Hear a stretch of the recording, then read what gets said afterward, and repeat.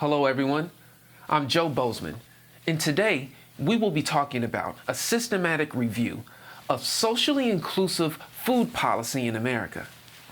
I'm excited to be here with you, and let's dive right into it. Global food production has significant impacts around the globe. For instance, 38% of global land surface is attributed to agricultural practices and food production. 70% of global fresh water use is attributed to this, and 15% of global greenhouse gas emissions are attributed to food production. The U.S., or the United States, contributes to these global impacts in several ways.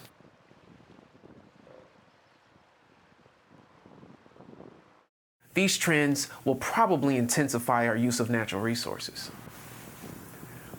Another important point to make is that the development and implementation of socially inclusive food policy will play a critical role in altering human behavior. There are a few kinds of intervention or policy measures we usually use to mitigate food behavior. They can come in the form of economic or market strategies as food price policies or taxes, subsidies. Another form is person interventions through education. The effectiveness of these intervention strategies depend on socially inclusive factors such as race, ethnicity, and socioeconomic status. To our knowledge, there has not been a systematic and comprehensive review of food policy in the United States that investigates social inclusivity. To address this gap, I explore U.S. food policies at the federal level and try to determine if these policies are socially inclusive and to what extent they are. Included food policy were segregated just to the federal level, so we did not include state and local level policies. We also only looked at codified rules, or in the United States, what's referred to as CFR codes.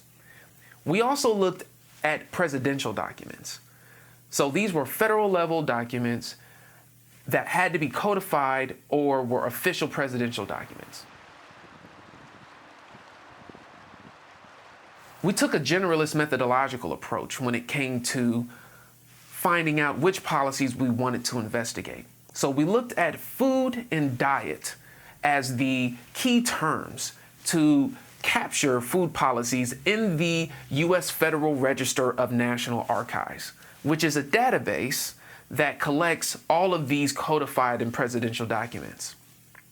Then we took those policies that we identified and used 15 free text terms or term groups to identify which policies we wanted to systematically review.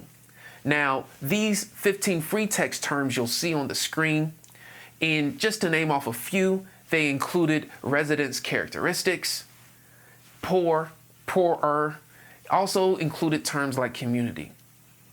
And when we employed this method, we also wanted to identify which of these policies were socially inclusive, and we ranked these into three different categories.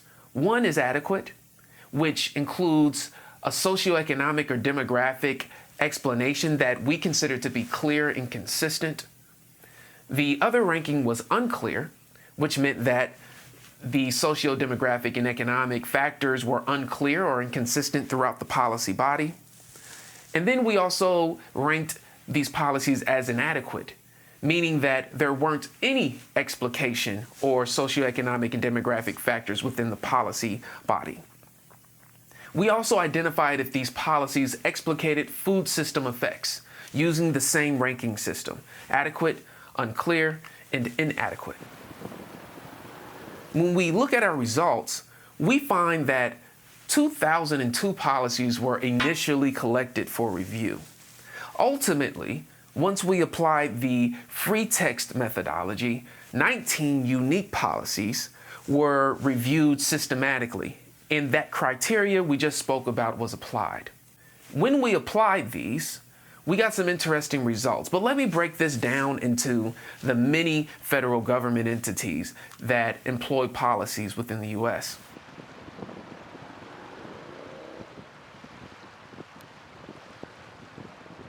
we found that the majority of reviewed policies are not socially inclusive. In fact, only 3 of the 19 policies rose to the level of adequate when it came to social inclusivity.